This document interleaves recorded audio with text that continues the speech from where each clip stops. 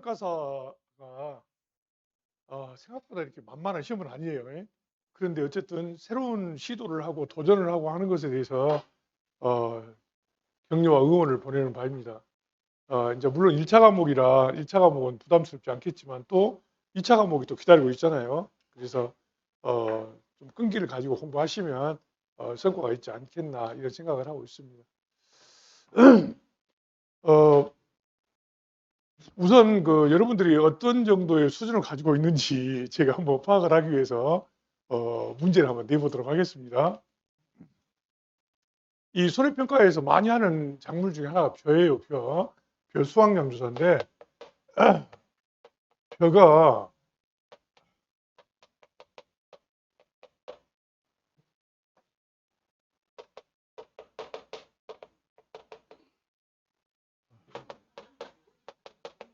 그러니까 한번 물어보려고 해요. 예?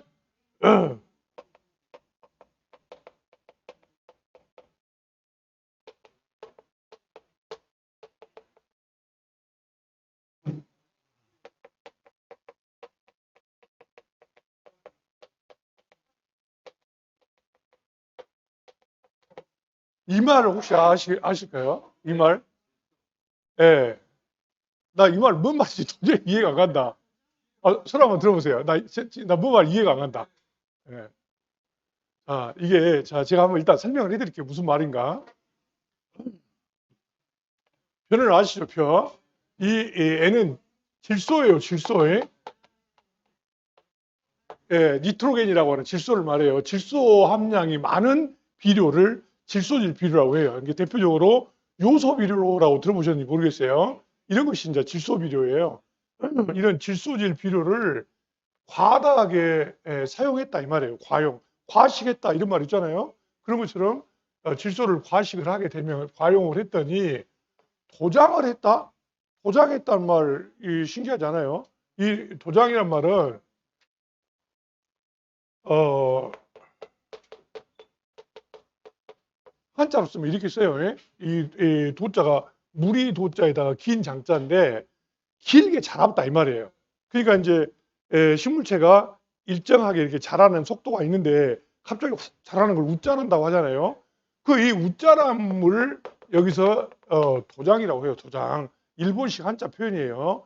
그래서 웃자라니까 출쑥이란 말은 날 출자에다가 이삭 숫자를 써요. 그래서 이삭이 나오는 시기다 이 말이에요. 그래서 이삭이 나오는 시기에 비바람이 많이 부니까 이게 도복을 해버린 거예요. 이 도복도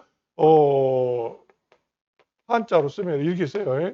그래서 엎드릴 복, 넘어질 복 그래요. 그래서 이 벼가 쓰러졌다 이 말이에요. 도복이란 말은 벼가 쓰러져 가지고 수바라가 발생했다. 수바라는 여기서 말하는 것처럼 이삭이 쌍이 탔다 이 말이에요. 예, 이 이야기를 이렇게 말하는 거예요. 너무 어렵지 않아요? 어렵죠. 근데 이런 현상이 왜 발생하냐? 이 참 자체가 우리나라에, 예를 들어 생각해 보세요. 여러분들이 옛날에 우리나라에 뭐, 뭐 농업이니, 화학이니, 과학이니, 국어니, 영어니 이런 단어가 있었을까요? 이런 단어가 없었어요. 아예 우리나라에. 영어, 과학 뭐 이런 것들이 하나도 없었어요. 우리나라에. 어디서 왔겠어요? 일본에서 들어온 거예요. 일본에서. 일본에는 지금도 영어라고 표현해요. 또 뭐 과학이라는 단어가 있고 그래 일본에.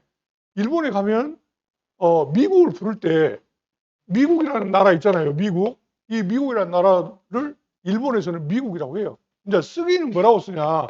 쓰기는 쌀미자를 써요. 이 쌀이 많이 나는 나라라고 생각했는가 봐요. 우리나라는 미국을 어떻게 써요? 아름다운 미자를 써서 미국이 약간 좀 그런 게 있어요.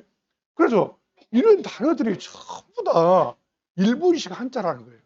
이게 이제 일본식 한자가 우리가 말하는 일제시대 때 우리나라로 건너오면서 이걸 우리말로 바꿔야 되잖아요. 우리말로 바꿔야 되는데 교수님들이 어떤 사람들이에요? 약간 좀 어렵게 이야기를 해야 말빨이 좀 쓰는 사람들이잖아요. 학원 선생은 안 그래요. 학원 선생은 쉽게 해야 이해가 가는 그런 강사들이고 교수들은 가능한 어렵게 말을 하려고 하는 사람들이에요. 그러다 보니까 이런 단어들을 그대로 놔두고 쓴 거예요. 그냥 지금까지. 그래가지고 이런 단어들이 그냥 보통 써요. 이 도장이라는 말은 우리가 아는 도장은 실제 뭔 말이에요? 자동차에서 페인팅 하는 것을 도장이라고 하잖아요. 일본에 가면 지금도 도장, 판금 이런 말 써져 있어요. 지금도.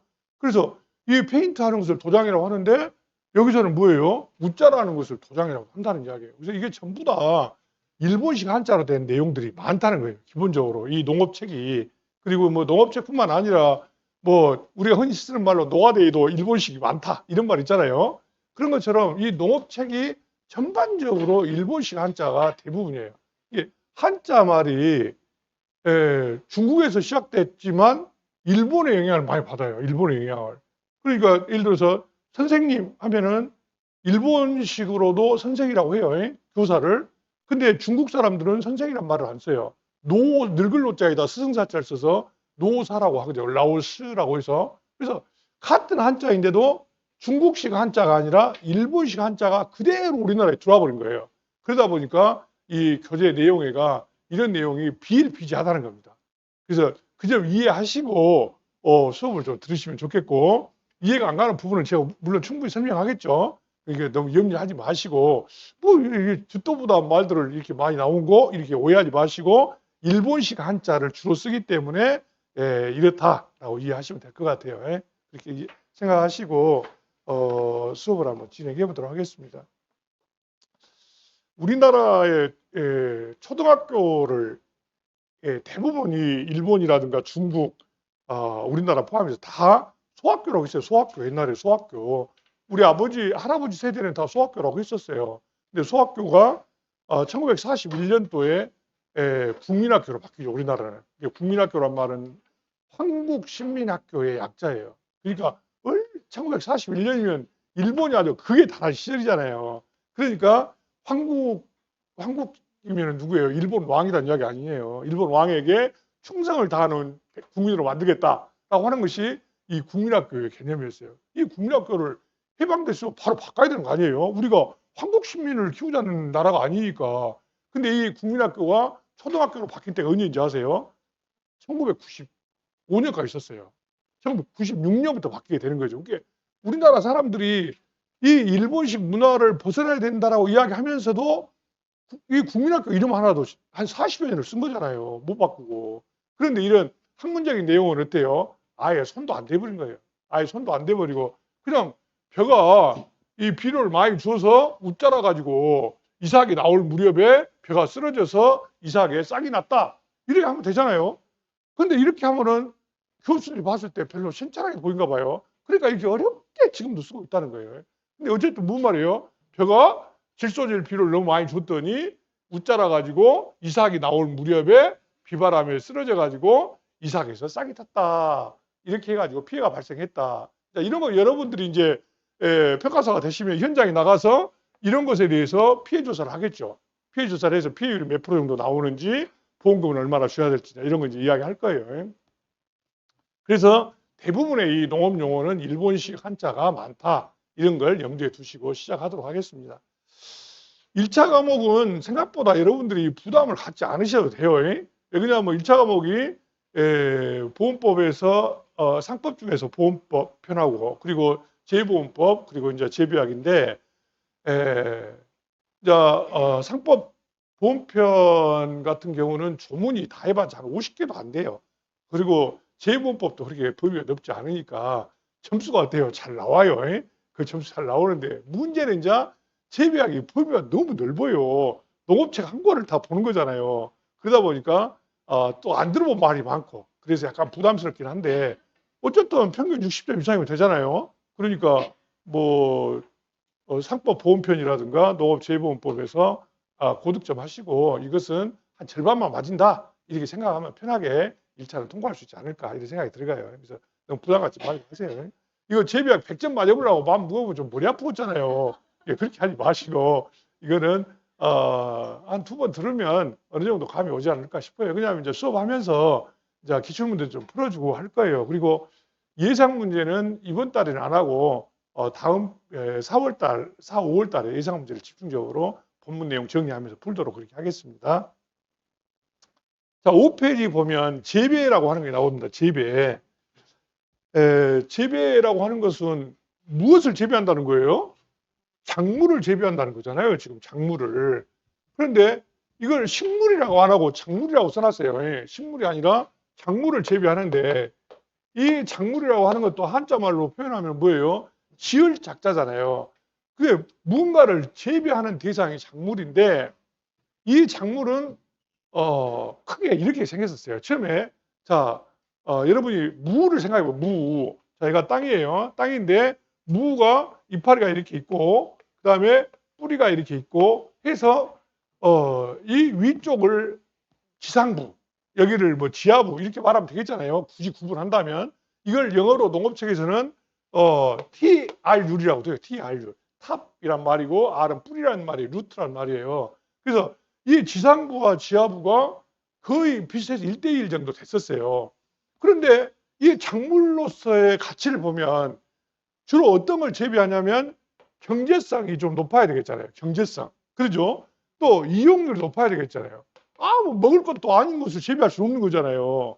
그러다 보니까 이런 데 초점을 맞추다 보니까 무는 어때요? 무는 무만 먹는 거예요, 주로. 뿌리만 먹는 거잖아요. 뿌리를 크게 만들고 위에는 조그맣게 만들어요. 이런 식으로 발달한 거죠. 반대로 배추 같은 건 어때요? 위에를 크게 만들고 뿌리는 조그맣게 만든 거잖아요. 그렇죠. 그러니까 어때요? 이 지상부하고 지하부가 어때요? 약간 언밸런스 하잖아요. 그렇죠? 그렇기 때문에 실제 작물이라고 하는 것은 약간 기형식물이다 이렇게 이야기해요. 기형적이다. 이게 기형적이란 말이 뭐 말인지 아시겠죠? 이제 지상부와 지하부가 1대1 비율이 맞아야 되는데 무엇 때문에? 경제성이라든가 이용성을 강조하는 과정에서 그 부분만 크게 만들어버린 거예요. 그래서 이런 것을 현재의 작물의 특성은 이런 기형식물로 변해 있는 것이다. 이렇게 이해할 수 있겠습니다. 그래서 우리 교재에도 보면 그런 말 나왔어요. 두 번째, 작물의 개념에서 작물은 이용성과 경제성이 높아서 이런 말 나왔잖아요. 이거 시험에 안 나올 거예요. 이 이용성과 경제성 묻는 문제 이런 거 안 나올 건데 결국 이렇게 해서 재배 대상이 되는데 재배 대상이 어디가? 이용성이 높은 부분. 이 무 같은 것은 뿌리, 배추는 이파리 해서 이 이용성과 경제성이 높은 부분을 중점적으로 작물로서 가치를 갖게 되는데 그래서 오늘날 우리가 재배하는 작물을 기형식물이라고도 이야기할 수 있다. 이런 이야기예요. 예? 이해하시겠죠? 그래서 이제 작물을 여러 가지로 이제 나눕니다. 작물을 여러 가지로 나누고 있는데 우리 교재에 보면은 작물을 용도에 따라서 크게 둘로 나누고 있습니다. 작물을 용도에 따라서 크게 둘로 나누는데 대표적인 것이 그냥 일반적으로 많이 재배하는 작물이라고 해서 일반 작물이라고 하고 그 다음에 원예 작물을 하고 이렇게 둘로 크게 나눕니다. 용도에 따라서 메모 안 적어도 돼요. 그냥 말만 들어도 돼요. 제가 여러분이 한번 적어야 될 때는 적으라고 이야기하고 외워야 될 때는 외우라고 이야기할 거예요. 그러니까 그러려고 하고 온 거 아니에요? 그냥 그러면 집에서 혼자 하는 거죠. 그래서 너무 부담 갖지 마시고 그냥 쭉 듣기만 하세요. 그래서 이 작물을 용도가 어떤 용도로 쓰이냐에 따라서 일반 작물과 원예 작물로 이제 크게 나누는데 이 일반 작물은 다시 우리가 주로 식량으로 쓰이는 그런 작물들 벼라든가 보리, 밀 이런 것들을 뭐라고 말한다? 식용 작물이라고 이름을 붙인다는 이게 이런 말들이 참 뭐 일반이니 식용이니 원예니 이런 거 다 전부 다 일본식 한자예요 지금. 그래서 주로 이런 뭐 보리라든가 밀, 벼 이런 것들을 이제 식용작물이라고 한다 이런 이야기예요. 그 다음에 이제 공업적으로 이용하려고 하는 작물들을 뭐 공예작물이다 이렇게 이야기하고 또 사료로 쓰기 위한 작물을 사료작물이다 또는 뭐 비료로 쓰기 위한 작물을 녹비작물이다 뭐 이렇게 이제 여러 가지로 말을 해요. 녹비라는 말은 뭐예요? 녹색 비료 이런 뜻이에요. 녹색 비료. 그러니까 풀을 심어 가지고 그 풀 자체가 비료로 쓰기 위한 것, 뭐 클로버라든가 알팔파 이런 것들도 여기에 해당되겠는데 이렇게 이제 이름을 각각 이렇게 붙이는 거예요. 이 공예란 말은 뭐예요? 뭐 염색용으로 쓰이는 염색 작물이라든가 또는 뭐 식용유로 쓰이는 그런 참깨라든가 들깨라든가 뭐 이런 것들도 이제 이런 거에 해당되겠죠. 그래서 이렇게 용도가 무엇이냐에 따라서 일반 작물과 원예 작물을 크게 나누는데 일반 작물에는 우리가 주로 식용으로 쓰고 있는 식용작물 그리고 공해작물, 사료작물, 독비작물 이 외에도 여러 가지 나눌 수 있겠죠. 또 일반적으로 이렇게 나눈다 이 말이에요. 원예작물은 크게 세 가지로 또 나눠요. 원예작물도. 원예작물은 과수원예, 과수, 그리고 채소원예, 그리고 화해원예 이렇게 세 수로 또 나눕니다. 자, 여러분 제가 좋아하는 과일 중에 대표적인 것 중에 하나가 수박이에요. 수박. 저 수박 참 좋아하거든요. 수박을 영어로는 워터멜론이라고도 이야기하잖아요. 그런데 저는 개인적으로 또 수박에 대한 안 좋은 추억도 좀 있어요. 왜 그러냐면 제가 중학교쯤 아니 고등학교쯤 다녔을 때인가 제 아버님이 수박을 한 1,000평 넘게 재배를 했는데 그게 수박이 폭락해가지고 수박 가격이 누가 상인들이 사러 오지를 않았어요. 그래가지고 직접 우리가 팔아야 된다고 해서 제가 지게로 밭에서 수박을 지어 날라가지고 경운에다 싣고 옆에 순창장에 가서 수박을 팔았던 기억이 있는데 순창장에까지 간 것은 별로 어려움이 아니었는데 수박이 지게로 져보니까 생각보다 엄청 무겁더라고요. 그래서 아주 하루 종일 그거 져내느라고 죽는 줄 알았어요. 그래가지고 그 다음날 이제 수박을 또 팔러 갔는데 수박이 팔아봤자 돈이 안 되잖아요. 그때 가격이 폭락한 상태라서. 그래서 수박에 대한 안 좋은 기억은 있는데 어쨌든 그 다음에부터는 우리 집에서 수박을 재배하지 않는 것으로 결정이 났어요. 근데 어쨌든 제가 수박을 좋아하는데 수박은 이 셋 중에 어디에 해당될까요? 여러분 생각에? 과일은 과일이에요. 과일인데 여기서는 과일이라는 단어는 없어요. 과수원예, 채소원예, 화해원예 여기 되어 있어요. 과수원예다. 채소원예일 것이다. 그러죠. 수박, 참외 이런 건 전부 다 과일인데 이걸 채소로 포함시켜요. 채소로. 이거 시험에 안 나와요. 수박이 어디에 해당되냐 이런 문제 시험에 안 나옵니다. 그래서 이제 채소를 다시 뭐 여러 가지로 또 구분해요. 여러 가지로 구분하는데 대표적인 것이 이 과실 쪽에 가까운 과채류냐 아니면은 이파리를 주로 먹는 엽채류냐 아니면 뿌리를 주로 먹는 근채류냐 뭐 이런 식으로 또 나눠요. 자기들이 이제 학문적으로 나눈다는 이야기예요. 그래서 그중에 이 수박이나 참외나 토마토 이런 것들을 전부 다 과채류로 넣는다는 거예요. 과채류로. 그래서 수박은 어디에 해당된다? 채소원예에 해당된다 이 말이에요. 이해하시겠죠? 그래서 자 이렇게 여러 가지로 구분하는데 뭐 자, 이런 식으로 나눈다는 것만 여러분 이해하시면 되지. 이거를 일반 작물은 뭐뭐뭐뭐 원예 작물은 뭐뭐뭐뭐 이렇게 구분해서 외울 필요는 없다 이런 이야기예요. 그러나 우리 교재에 나와 있는 내용 한번 잠깐 보면서 정리를 한번 해보도록 하겠습니다. 그래서 맨 처음에 이제 식용작물 나왔는데 식용작물은 주식이나 보조 식량으로 사용된 작물이다라고 되어 있잖아요. 그래서 곡류, 두류, 서류 이렇게 해서 이 곡류란 말은 곡식류다 이 말이잖아요. 두류란 말은 콩 두자를 써서 콩 종류다 이 말이고 서류는 감자나 고구마 같은 이런 전분이 많이 들어있는 작물을 서류 이렇게 지금 말하고 있어요. 거기는 그냥 읽어보시면 아실 내용인데 서류에 보면은 감자, 고구마, 카사바, 토란 뭐 이런 것들이 있는데 감자하고 고구마는 구분하실 수 있죠, 여러분들. 그러죠? 그래서 이 감자하고 고구마가 앞으로 여러 번 나와요. 여러 번 나오니까 한번 잠깐 제가 말씀드리면 이 감자하고 고구마는 본질적으로 좀 달라요. 모양부터 좀 다르죠. 이걸 우리가 하지 감자. 하지 무렵에 수확을 해야 되기 때문에 하지 감자라고 해요. 이게 하지가 언제예요? 보통 6월 22일 정도를 하지라고 하는데 하지가 넘어서 수확하게 되면 이게 썩어버린다는 이야기예요. 썩어버리기 때문에 하지 무렵에까지는 수확을 해야 된다라고 해서 하지 감자라고 하는 거예요. 근데 이거를 학문적으로는 뭐라고 말하고 있냐? 학문적으로는 이걸 덩이 줄기라고 해요. 덩이 줄기. 이걸 한자 말로는 괴경이라고 해요. 괴경. 이런 말 이제 많이 쓸 거예요. 일본식 한자라고 해서 알아야 된다고 그랬잖아요. 그래서 이 감자는 이렇게 이제 감자 혹시 캐보셨나요? 감자 캐보시면 땅 속에가 이렇게 이 덩이가 막 달려 있어요. 많이. 고구마는 덩이 줄기라고 안 해요.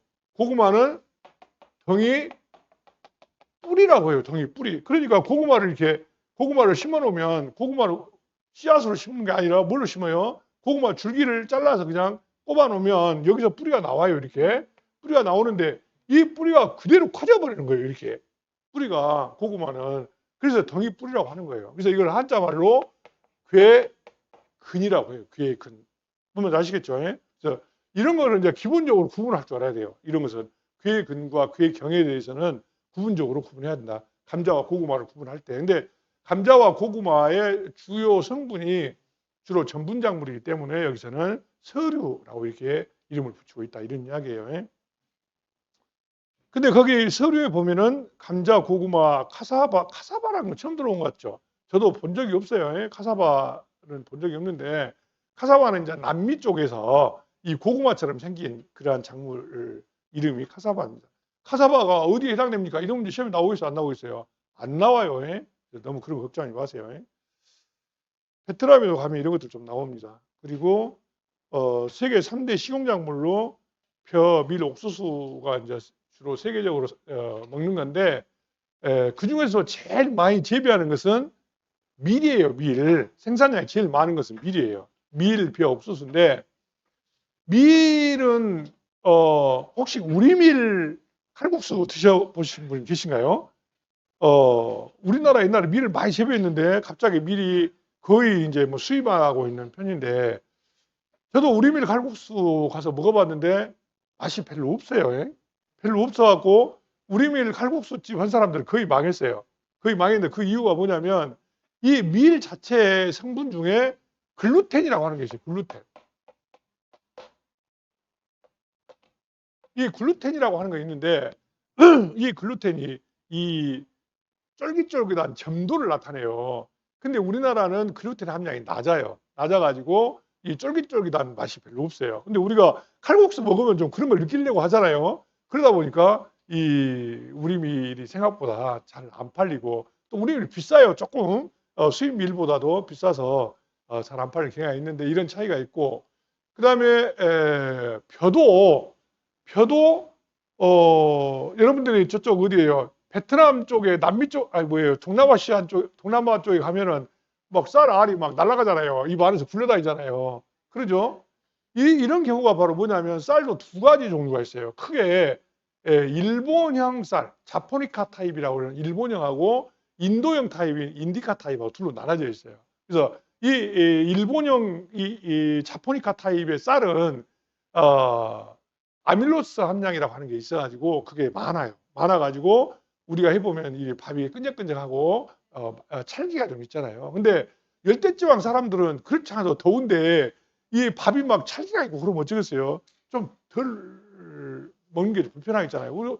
우리도 여름에는 밥을 어떻게 먹어요? 물에 말아 먹잖아요. 그 끈기가 없이 그냥 먹으려고 하는 거예요. 그러다 보니까 이 열대지방에는 이런 그 인디카 타입의 아밀로스 함량이 적은 그런 쌀로 재배가 되고 있어요. 그래서 이 쌀 품종에 따라서 약간씩 차이가 좀 있는데 어쨌든 세계적으로 제일 많이 재배하는 식량작물은 밀, 그리고 두 번째 벼, 그리고 옥수수로 돼 있다. 이런 이야기예요.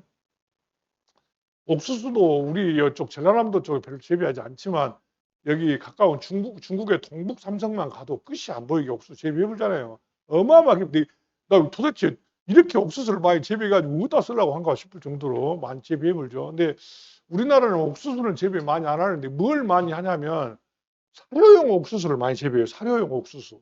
근데 이 옥수수를 비롯해서 농작물을 손해평가에서 보상하는 재해, 보상하지 않는 재해 이런 말 혹시 들어보셨는가요? 보상하는 재해는 주로 뭐예요? 자연재해, 조수해, 화재 이런 거잖아요. 이런 것에 의해서 주로 이제 손해평가할 때 보상하는 재해로 포함하는데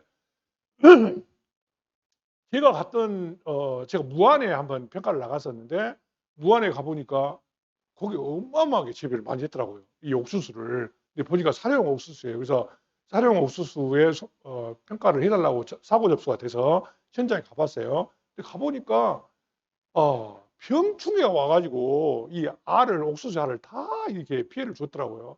이게 이제 농가 입장에서는 이 엄청난 손해가 발생한 거잖아요.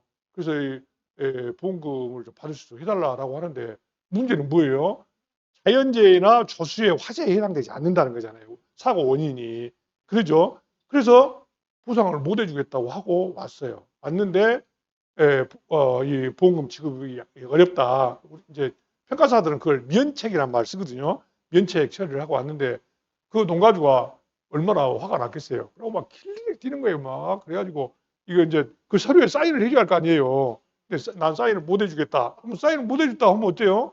그냥 오면 돼요. 뭐라고 이야기하면 돼요? 뭐라고? 날인 거부라고 쓰면 돼요. 거기다가 서류에다가 날인 거부라고 하고 뭐 이러이런 이유로 날인이 거부되어 사인을 받지 못했음 이렇게 쓰면 되는 거예요. 서류에다가. 그리고 왔는데 면적이 조금만 되면 해줄 수 있겠죠. 그러죠. 뭐 그 농가의 입장에서. 근데 그 엄청나게 큰 면적을 만약에 사고 처리를 해주게 되면 바로 농협 손해보험에서 조사 나와버려요. 조사 나와가지고 왜 그러냐면 손해보험협회 그 NH 농협선보에서는 공정하게 평가를 해달라고 하는 것이지 물론 정책보험이긴 하지만 농민들한테 무조건 해달라는 것은 아니잖아요. 그래가지고 평가사로서의 자질이 없다고 판정이 나버리면 어때요? 평가사로서의 자격이 일정 기간 정지되고 그러잖아요.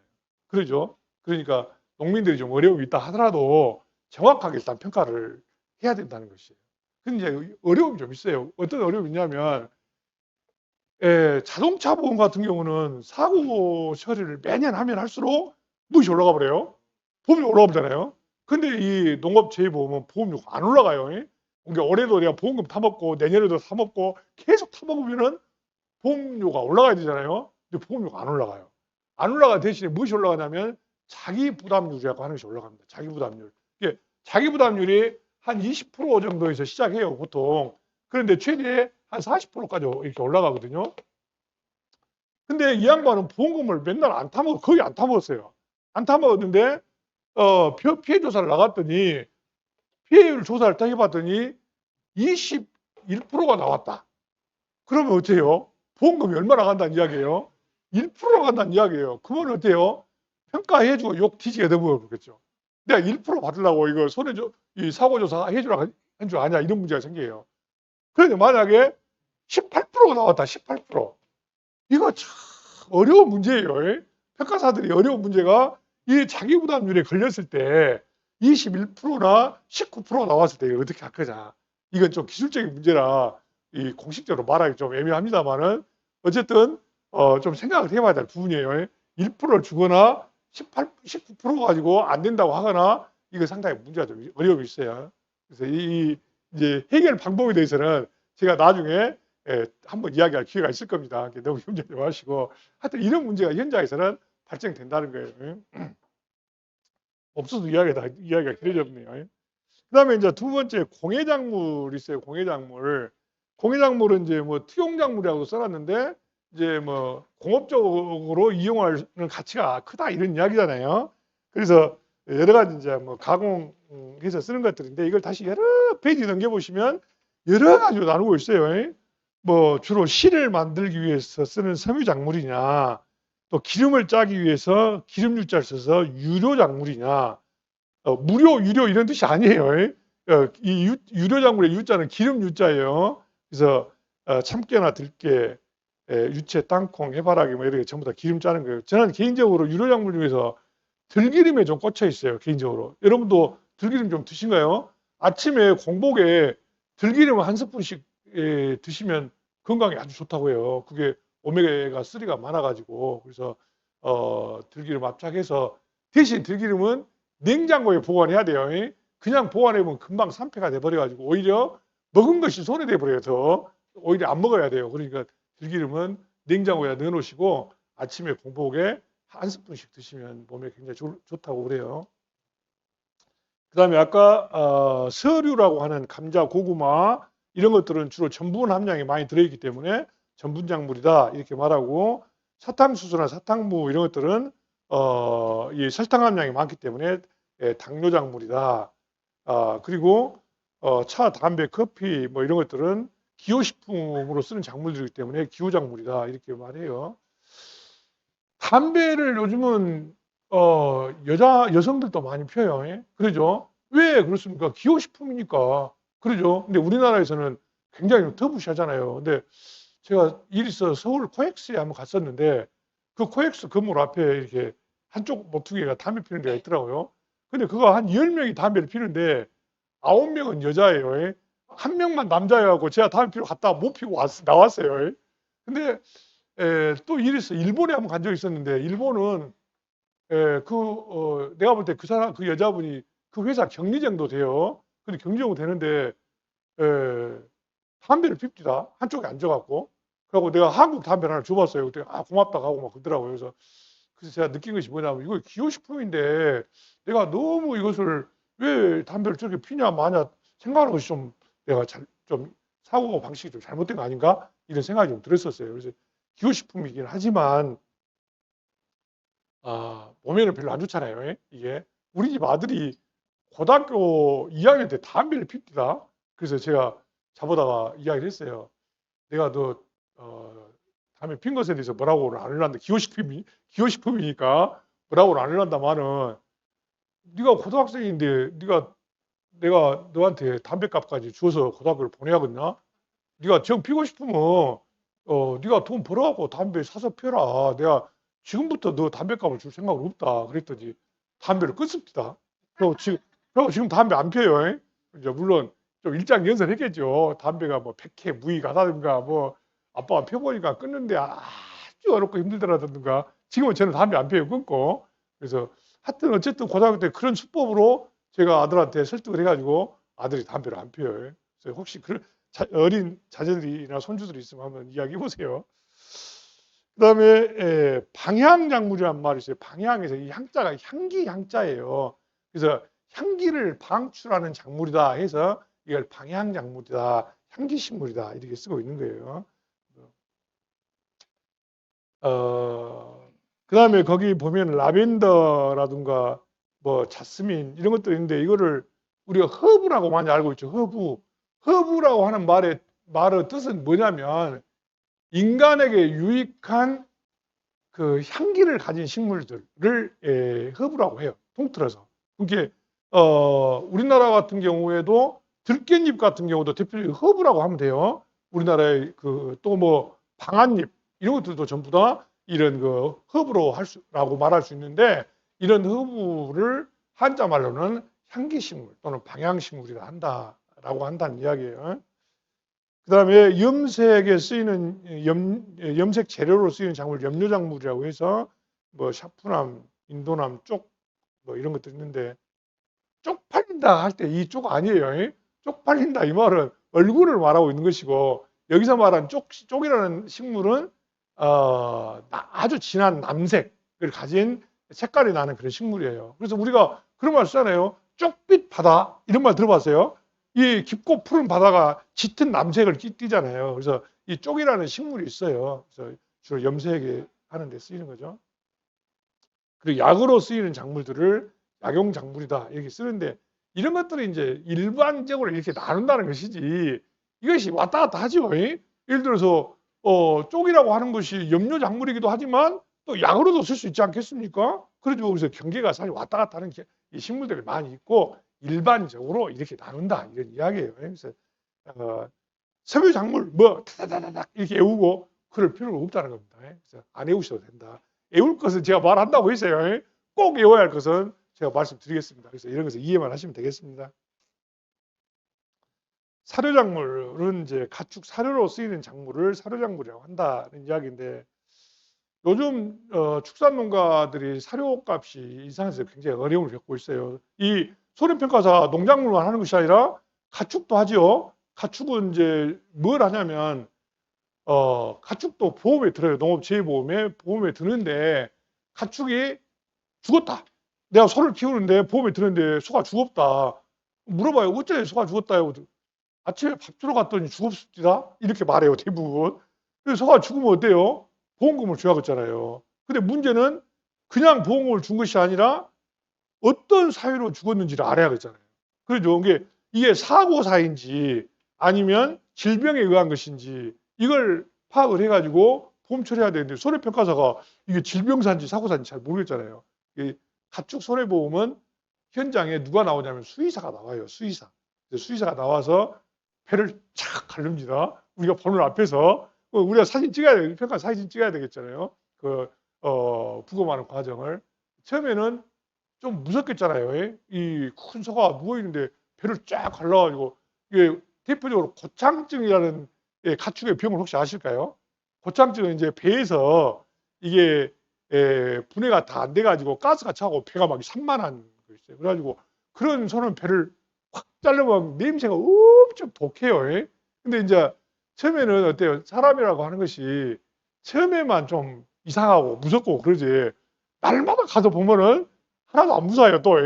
그러니까 이제 가서 평가하고 그러는데 이제 수의사가 나와서 이제 보고 나는 그 정확한 거 어쩐가 잘 모르겠어요. 모르는데 하여튼 수의사가 이제 써줘요. 뭐라고 써줘요. 검안서라고 해서 뭐 급성 고창증으로 죽었다든가 뭐 어쨌다든가 하여튼 써주면 이제 그런 거 갖고 그대로 이제 사고 처리만 하면 돼요.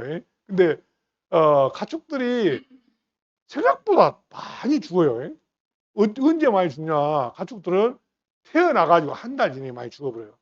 근데 이제 농협 NH 손해보험에서는 한 달 태어난 지 한 달 안에 죽으면 돈을 줄까요? 안 줄까요? 안 줘요. 그건 안 줍니다. 근데 사고사인 경우는 줘요.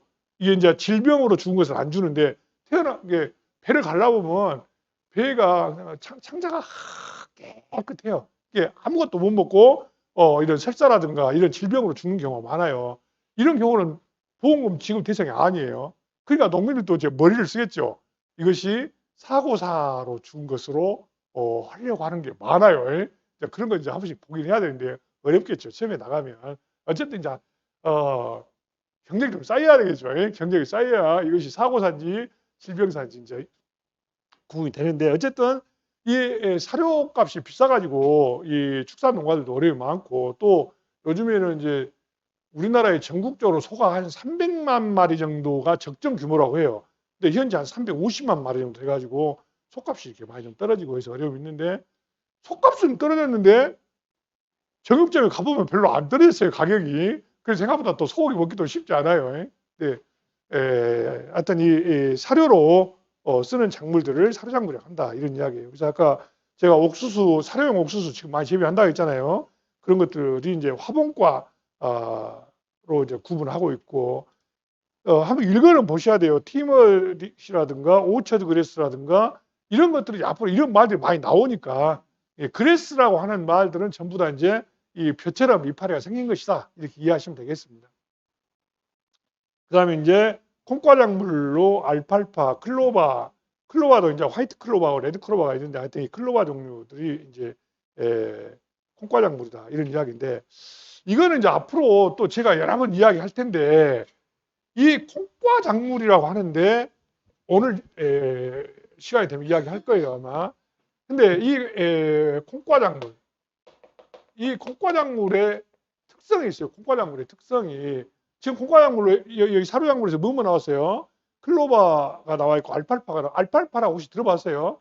알팔파는 우리나라에서는 별로 재배 안 해요. 미국에서 많이 재배해요. 그것도 미국 사람들 형식 아니라 중국 사람들이 미국 가갖고 엄청나게 재배 땅이 넓으니까 거기는 재배해가지고 그걸 말려가지고 우리나라 같은 데로 이제 근초로 이제 수출하고 그래요. 근데 이 클로바라든가 또 뭐 우리가 먹는 콩, 팥 이런 콩과작물은 어떤 특성이 있냐면 이 공기 중에 대부분을 차지하는 것이 뭐예요? 현재 이 공기 중에 대부분을 차지하는 성분이 뭐예요? 여러분 혹시 그런 말 안 들어봤어요? 이 공기 중에 대부분 차지하고 있는 것이 뭐예요? 산소가 대부분일까요? 아니죠. 산소가 아니라 질소가 대부분이에요. 질소가 78% 정도 된다고 해요. 그리고 이제 여러분이 알고 있는 산소 그리고 뭐 아르곤 이런 것들로 되어 있거든요. 이거 한 산소는 한 2% 정도 된 걸로 알고 있어요. 이 질소가 굉장히 많아요. 이걸 공중질소라고 해요. 공중질소. 공기 중에 떠 있는 질소. 이 공기 중에 떠 있는 질소를 누가 이 콩과작물이 고정을 해요. 이게 이 콩 뿌리를 보면 콩에가 이렇게 혹이 붙어 있어. 혹이. 이거 볼 기회는 거의 없으셨겠습니다만은 콩을 보면은 콩의 뿌리에 이런 혹이 붙어 있거든요. 이 혹을 글자 그대로 뿌리에 붙어 있는 박테리아라고 해서 뿌리옥 박테리아 이렇게 이름을 불러요. 뿌리옥 박테리아. 그리고 이걸 다른 말로도 뿌리 근자를 써서 근류 균 이렇게도 말해요. 그래서 이 뿌리에 붙어 있는 이 뿌리옥 박테리아가 뭘 하냐? 이 공중에 있는 질소를 고정을 해요. 이걸 이 질소를 고정하니까 땅 속에 무엇이 많이 들어있다는 이야기입니까? 이제 질소 함량이 많이 있게 되겠잖아요. 그러니까 그냥 땅을 놀린 것보다도 클로바 같은 것을 재배하면은 재배학 이론에서 어떤 현상이 발생된다? 공중 질소를 고정해서 땅이 좀 더 비옥해진다. 이런 논리가 되겠잖아요. 이해 가시죠? 그래서 이렇게 해가지고 여기서 고정을 해서 다 고정해버리면은 질소 함량이 확 줄어들겠습니까? 이 공기 중에 그러지 않아요. 또 이게 이제 다음 장에 또 설명을 하겠습니다만은 이게 일부가 다시 공기 중으로 질소 가스가 돼가지고 휘상이 돼서 이 형평을 맞추는 거예요. 이걸 이제 우리 교재에서는 나중에 뒤에 가면은 질소 순환이라는 말을 써요. 질소 순환. 질소가 이 공기 중에 있는 질소를 고정해서 사용하고 또 남은 것은 다시 질소 가스로 변해서 공기 중으로 날아가서 다시 일정한 항상성이라는 말 들어보죠. 항상성. 이 항상성을 유지하게 되는데 이런 것을 질소 순환이라고 하는데 이 콩과작물과 공중질소 고정의 관계는 기본적으로 좀 알아두시면 좋겠다. 이런 이야기가 또 중복돼서 설명이 또 여러 번 되겠습니다. 그 다음에 기타 뭐 순무라든가 돼지 감자 이런 것들도 이제 사료 작물에 해당된다는 것이고 그 다음에 이용 목적에 따라서 사일리지로 쓰느냐 아니면 청해작물이냐 건초로 쓰느냐 방목하는 작물이냐에 따라 나누고 있는데 사일리지라고 하는 거 혹시 보신 분들이 계신지 모르겠는데 옛날에 가축 많이 키우는데 가보면 축사가 있고 축사 옆에가 이런 시설물들이 있을 거예요. 이런 거 혹시 보셨어요? 그래가지고 여기다 풀을 베다가 여기다가 집어 넣어놓은 거예요. 이 집어 넣어놓으면 안에서 발효가 돼요. 발효가 돼가지고 이 영양분이 조금 올라가는 이런 특성을 가지게 되는데 이러한 것을 사일리지라고 불렀어요. 이런 시설 자체를. 그래서 이 사일리지를 이용해서 발효를 시켜가지고 우리가 그냥 콩을 그냥 먹는 게 아니라 청국장으로 만들어서 먹는 것도 일종의 발효의 개념이잖아요. 그래서 이 가축 사료도 이렇게 발효를 시켜가지고 이용하는 그런 작물들을 사일리지 작물이라고 한다. 이런 이야기고요. 청해작물은 이것도 일본식 한자말이에요. 이 풀을 청자에다가 벨 이해자예요. 벨. 예초기 들어봤죠? 예초기가 바로 뭔 말이에요? 이것이 바로 이 이해자를 쓴 거예요. 예초기에서 이해자가. 초자는 풀초자잖아요. 예초기 해보셨어요? 저도 평소에 잘 안 하는데 어쨌든 벌초하러 1년에 한두 번씩 해요. 근데 그것도 쉬운 일이 아니에요. 굉장히 어려워요. 근데 이 예초기의 예자가 바로 뭐예요? 풀을 베는 기계다 이런 이야기잖아요. 이게 청예 작물이란 말은 뭐예요? 청예란 말은 푸른 상태로 풀을 베가지고 가축에게 먹인다 이런 이야기예요. 이거를 청예 작물이다 이렇게 이야기한다는 거예요.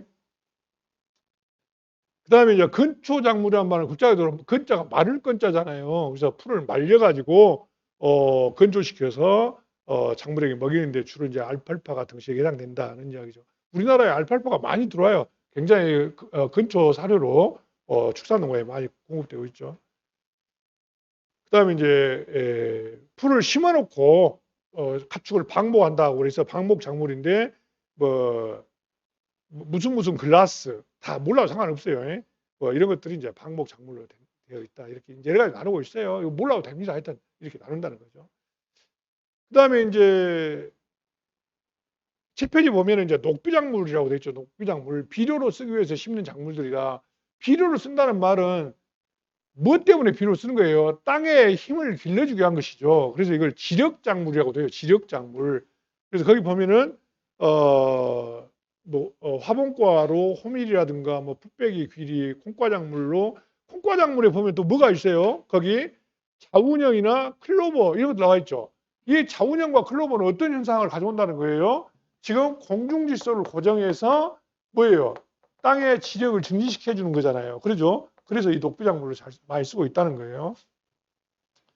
그 다음에 뭐 기타 뭐 여러 가지 뭐 유체, 메밀, 해바라기 여러 가지가 있다는 것인데 요즘에는 이제 정부에서 빈 땅을 가을에 벼농사 짓고 빈 땅 그냥 놀릴 것이 아니라 거기다 클로바라든가 유채 이런 걸 심어가지고 경관을 좀 예쁘게 하는 것도 좋겠잖아요. 그러죠? 이걸 그래서 이제 그런 것을 또 경관작물이라고도 하고 정부에서 경관 뭐 직불금 같은 걸 줘요. 이 경관을 아름답게 하기 위해서 심은 거. 그래서 영산강 거기 고수부지 가면 엄청나게 많이 심잖아요. 그렇죠?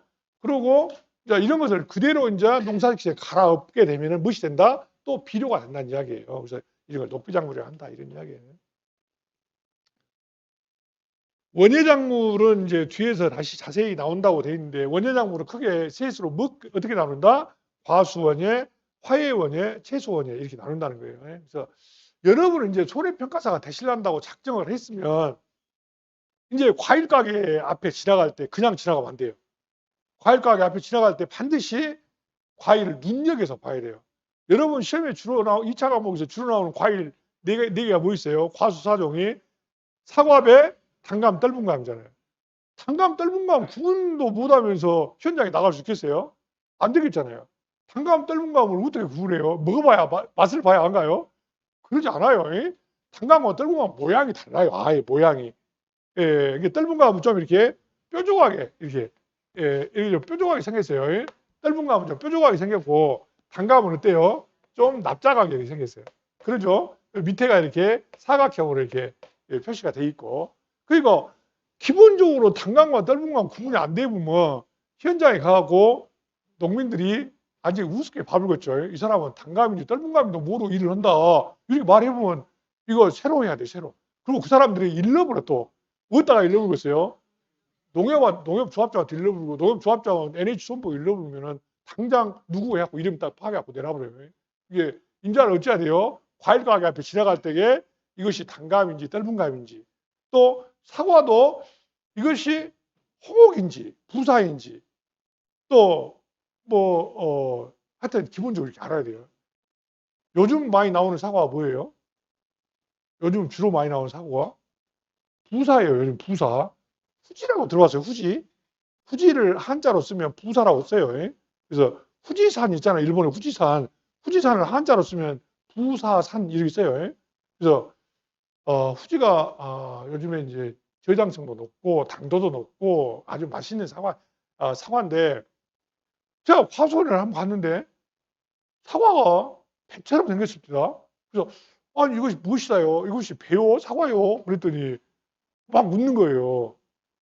시나노 골드라고 들어봤어요? 시나노 골드? 그 드셔본 분들 계실 거예요. 좀 비싸긴 한데 굉장히 아삭아삭하고 배에 가까운 맛이에요. 사과인데 배에 가까운 그런 사과 시나노 골드라고 있어요. 그래서 이런 우리가 인자는 최소한도 과일 가게 앞에 지나갈 때는 한 번씩 눈여겨서 봐야 돼요. 그리고 모르면 물어도 봐야 돼요. 그 과일 가게 주인한테 사장님 이것이 지금 사과 이름이 뭐답니까? 물론 계절마다 달라요. 사과가 나온 시기가 계절마다 다르기 때문에 그 어떤 계절에 어떤 사과가 나온 거. 이게 여러분들이 이제 지금 부사가 많이 나오잖아요. 추석 무렵에는 부사가 나오겠어요? 안 나오겠어요? 안 나오고 있잖아요. 안 나오고 무엇이 나오겠어요? 주로 홍옥이 많이 나와요. 홍옥이. 그러죠. 이게 올해 사과가 너무 비싸죠. 너무 비싸서 참 먹기가 그래요. 한 개 막 3,000원 이상 가보더라고요. 그래서 어쨌든 과일 가게 앞에 지나갈 때는 이제 사과, 배, 단감, 떫은감에 대해서 늘 관심을 갖고 좀 봐야 된다. 아시겠죠? 그리고 이제 생태적인 특성에 따라서 나누는 것들인데요. 한 10분 쉬었다 하겠습니다. 한 10분 쉬었다. 한 10분 쉬었다가 11시 하겠습니다.